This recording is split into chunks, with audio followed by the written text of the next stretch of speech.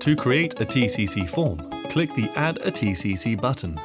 When selecting the TCC type, you can choose from an option from the drop-down list: Custom Form, Date Comparison, Pass-Fail, Calculated, or a combined form.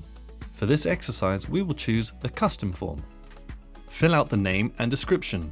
The TCC name is visible anywhere on the system, whereas the description is visible on this page and is searchable on the mobile app as well. Once complete, click Create. You will be taken to the TCC Details page. To begin creating the form, left-click on the standard item and drag it across to the layout window. A new dialog box will appear.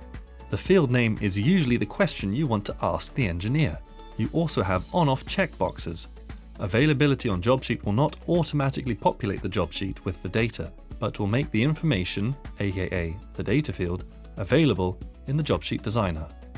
Once completed, click Set and the question will be added to the check sheet. If you need to make a change to the question or input, click on Select Custom Fields. Find the entry you want to edit and click on the Edit icon. The custom field is essentially a master list of all the inputs created. Make any changes to the name or markers and click Save. Or if you want to remove it, click Delete.